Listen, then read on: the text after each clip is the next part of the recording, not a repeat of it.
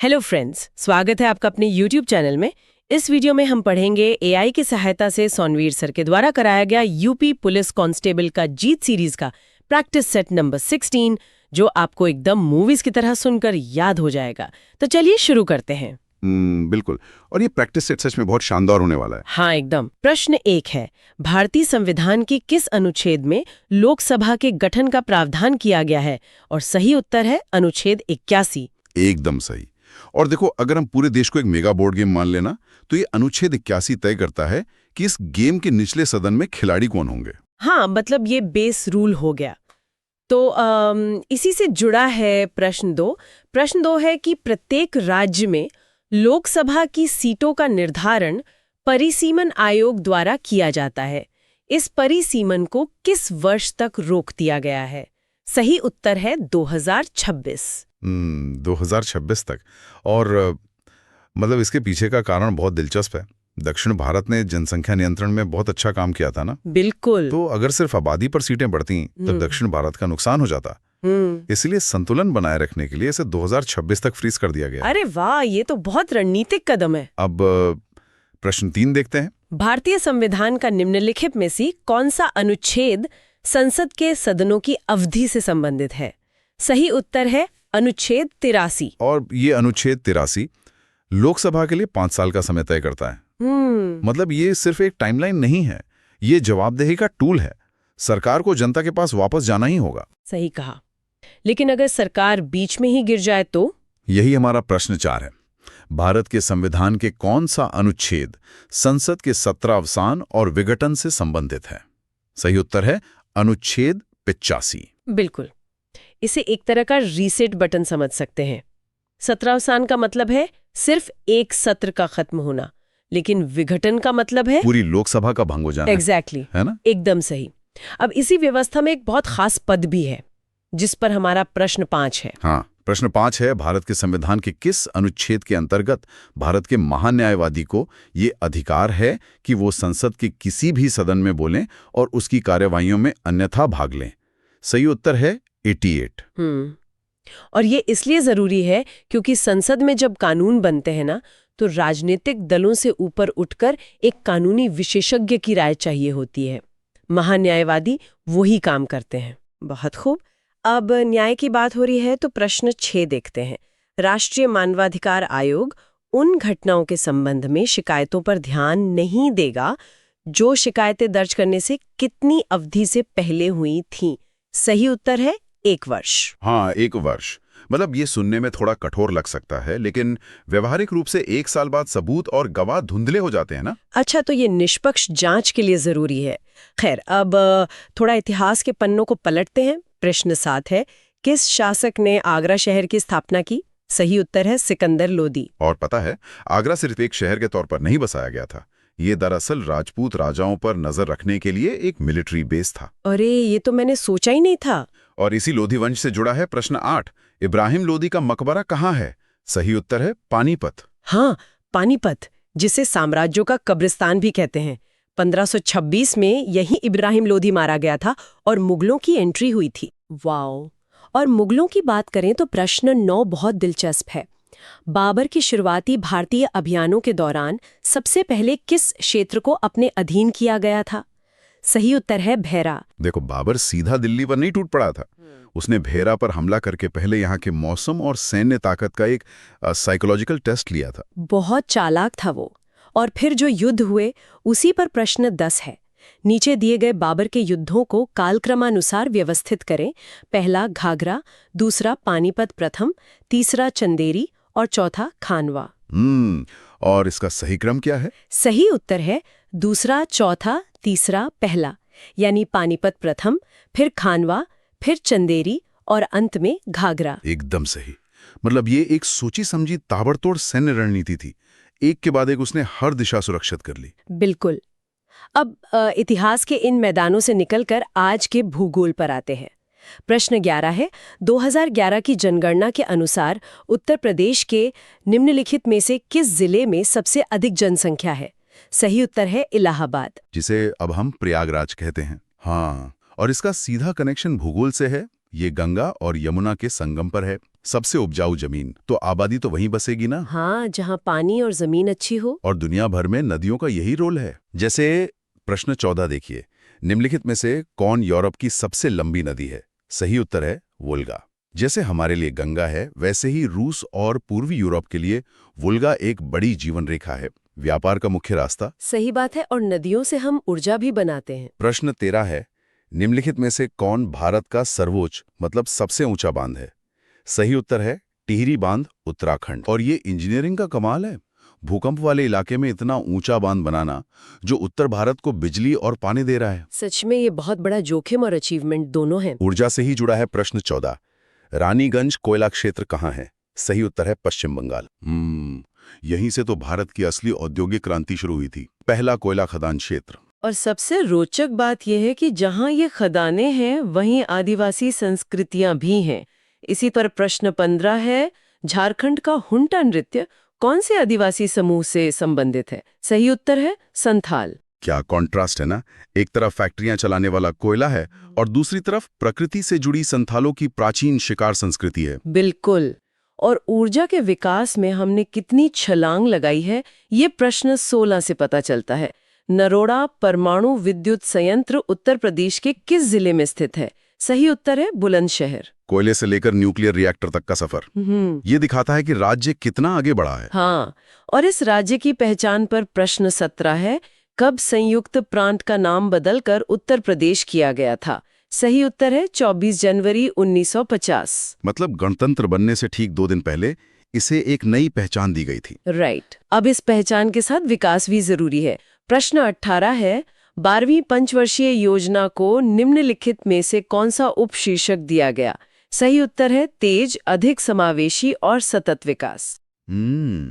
समावेशी और सतत मतलब सिर्फ जीडीपी बढ़ाना काफी नहीं है, विकास ऐसा हो जिसका फायदा सबको मिले और हमारी नदियां जंगल भी बचे रहें। एकदम सही पॉइंट। और विकास के लिए पैसे की बात करें तो प्रश्न 19 आता है, बजट 2026-27 में पूंजीगत व्यय के लिए कितनी राशि आवंटित की गई है? सही उत्तर है 12.2 लाख करोड़ रुपए। और ये जो पूंजीगत व्यय है ना, ये लंबे समय के इंफ्रास्ट्रक्चर के लिए होता है, जैसे हाईवे या एम्स बनाना। ये अर्थव्यवस्था में नया खून दौड़ाने जैसा है। वाह! और इस अर्थव्यवस्था को कंट्रोल करने का एक वॉल्व भी होता है, जिस पे प्रश्न 20 है, बैंक दर वह दर है जिस पर? सही उत्तर है केंद्रीय बैंक वाणिज्यिक बैंकों को ऋण देता है। बिल्कुल, अगर महंगाई बढ़ती है तो रिजर्व बैंक इसे बढ़ा देता है, लोन महंगा हो जाता है और महंगाई कंट्रोल में आ जाती है, एक अदृश्य रिमोट कंट्रोल की तरह। सही था। अब अर्थव्यवस्था में व्यापार का रोल भी देखते हैं। प्रश्न 21 है, भारत में एपीडा का पूर्ण रूप क्या है? सही उत्तर है agriculture and processed food products export development authority. ये संस्था सुनिश्चित करती है कि हमारे देश का बासमती या आम दुनिया भर के सुपरमार्केट तक पहुंचे। बहुत जरूरी काम है ये, लेकिन ये सब तब तक नहीं चल सकता जब तक कानून व्यवस्था न हो। तो प्रशासन पर प्रश्न 22 देखते हैं। किस ब्रिटिश शासक ने भारत में पुलिस प्रशासन की शुरुआत की? सही उत्तर है कॉर्नवालिस। इसी ने वो थाना और दरोगा वाला सिस्टम लागू किया था, जो आज भी हमारे प्रशासन का बेस है, अपराध की आग बुझाने के लिए। हाँ, और आग की बात करें तो विज्ञान में भी कुछ ऐसा है। प्रश्न 23, पीएच स्केल की रेंज कितनी होती है? सही उत्तर है 0 से 14। जहां 7 न्यूट्रल होता है और 7 से नीचे अम्लीय और ऊपर क्षारीय होता है। बिल्कुल। और रसायन विज्ञान का प्रश्न 24 देखिए, निम्नलिखित में से कौन सी धातु खुले में रखे जाने पर आग लगने की संभावना है? सही उत्तर है पोटेशियम। हाँ, क्योंकि पोटेशियम हवा की नमी के साथ बहुत तेजी से रिएक्ट करता है, इसलिए इसे हमेशा केरोसिन में डुबो कर रखते हैं। अच्छा, ये बात थी। अब शरीर विज्ञान पर प्रश्न 25, मस्तिष्क किस तंत्र का एक हिस्सा है? सही उत्तर है तंत्र का तंत्र।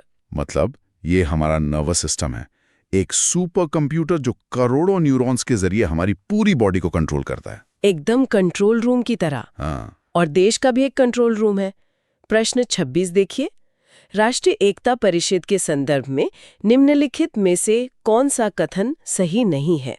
सही उत्तर है यह एक संवैधानिक निकाय है। हाँ, ये कथन गलत है, क्योंकि राष्ट्रीय एकता परिषद का संविधान में कोई जिक्र नहीं है। इसे 1961 में नेहरू जी ने सांप्रदायिकता से निपटने के लिए बनाया था। सही जानकारी। अब कुछ और दिलचस्प सवाल लेते हैं। प्रश्न 27 है, who moved my interest rate? D Subbarao की आत्मकथा है, जो एक क्या थे? सही उत्तर है बैंकर। ये रिजर्व बैंक के पूर्व गवर्नर थे और इस किताब में इन्होंने सरकार और रिजर्व बैंक के टकराव के बारे में काफी कुछ लिखा है। और कला के क्षेत्र में भारत का परचम देखिए। प्रश्न 28, कौन ग्रेमी पुरस्कार जीतने वाली पहली भारतीय महिला है? सही उत्तर है तन्वी शाह। हाँ, उन्होंने जय हो गाने के लिए स्पेनिश बोल लिखी और गाए थे। क्या प्राउड मोमेंट था वो। बिल्कुल। अब खेल पर आते हैं। प्रश्न 29, भारत के प्रसिद्ध स्टेडियमों के संदर्भ में निम्नलिखित में से कौन सा युग्म सही नहीं है? सही उत्तर है ब्रेबॉर्न, हिमाचल प्रदेश। क्योंकि ब्रेबोर्न स्टेडियम तो मुंबई के क्रिकेट इतिहास का बहुत पुराना हिस्सा है, हिमाचल में नहीं है। एकदम सही। अब थोड़ा अंतर्राष्ट्रीय स्तर पर चलते हैं। प्रश्न 30 है, अंतर्राष्ट्रीय बालिका दिवस कब मनाया जाता है? सही उत्तर है 11 अक्टूबर। और इसका मकसद सिर्फ दिन मनाना नहीं है, बल्कि बालिकाओं की शिक्षा और उनके अधिकारों के लिए दुनिया भर में चेतना जगाना है। और चेतना से ही आंदोलन जन्म लेते हैं। जैसे प्रश्न 31, भूदान आंदोलन किस वर्ष में आरंभ किया गया था? सही उत्तर है 1951।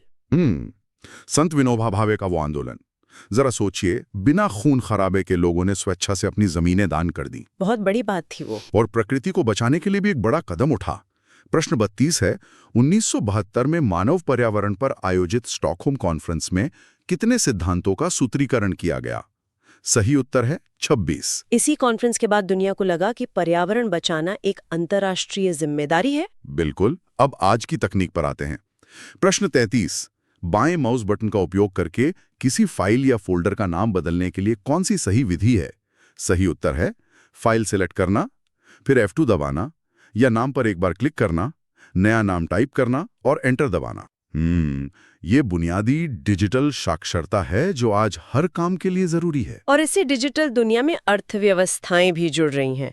प्रश्न 34, ब्रिक्स गठबंधन में शामिल 5 देश कौन-कौन से हैं? सही उत्तर है ब्राजील, रूस, भारत, चीन, दक्षिण अफ्रीका। ये पांचों देश अपने अपने महाद्वीपों की सबसे तेजी से उभरती हुई अर्थव्यवस्थाएं हैं। जब ये साथ आते हैं तो वैश्विक नीतियां बदल सकते हैं। बिल्कुल। और तकनीकी ताकत का एक और उदाहरण है प्रश्न 35, समुद्र में वस्तुओं का पता लगाने के लिए कौन सी तकनीक ध्वनिक तरंगों का उपयोग करती है? सही उत्तर है सोनार। क्योंकि समुद्र के नीचे रोशनी या रडार काम नहीं करते, वहां ध्वनि तरंगे ही काम आती हैं। सही कहा। और ऐसी तकनीकों को समझने के लिए जमीनी रिसर्च जरूरी है। प्रश्न 36, क्षेत्र कार्य आधारित अनुसंधान को किस प्रकार वर्गीकृत किया गया है? सही उत्तर है प्रयोग सिद्ध। मतलब एम्पिरिकल रिसर्च, जहां आप सिर्फ थियरी नहीं बनाते बल्कि फील्ड में जाकर डेटा कलेक्ट करते हैं। राइट। अब हमारे आखिरी 2 प्रश्न बचे हैं। प्रश्न 37, हाल ही में ब्लूमबर्ग के 25 की सूची में दुनिया के 25 सबसे धनी परिवारों की सूची में किस भारतीय परिवार ने स्थान हासिल किया है? सही उत्तर है अंबानी परिवार। ये दिखाता है कि भारतीय घराने अब वैश्विक अर्थव्यवस्था के टॉप पर हैं। और इसी से जुड़ा है हमारा अंतिम प्रश्न, प्रश्न 38, कॉर्पोरेट्स को राष्ट्रीय विकास में प्रभावी योगदानकर्ता बनाने के लिए नियामक और प्रशासनिक ढांचे की जिम्मेदारी भारत के निम्नलिखित में से किस मंत्रालय के अंतर्गत आती है? सही उत्तर है कॉर्पोरेट मामलों का मंत्रालय। बिल्कुल। ये मंत्रालय सुनिश्चित करता है कि बड़ी कंपनियां सिर्फ मुनाफा ना कमाएं बल्कि देश के विकास में भी भागीदार बने। तो हमने पूरे 38 प्रश्न कवर कर लिए और सच बताऊं तो ये सफर बहुत शानदार रहा। बिल्कुल। और अगर आप ध्यान देना तो एक बहुत गहरा विचार सामने आता है। वो क्या? जिस देश में 1951 में भूदान आंदोलन हो रहा था, जहां लोग जमीनें दान कर रहे थे, आज 2025 में वही देश ऐसे कॉरपोरेट घरानों का गवाह है जो पूरी दुनिया चला रहे हैं। पिछले 7 दशकों में शक्ति और संपत्ति की परिभाषा कितनी बदल गई है। वाओ, सच में ये एक ऐसा यथार्थ है जिस पर गहराई से विचार किया जाना चाहिए। मेरा ये चैनल सब्सक्राइब करें और मेरे हर अपडेट आपको मिले, इसके लिए बेल आइकन जरूर दबाइएगा।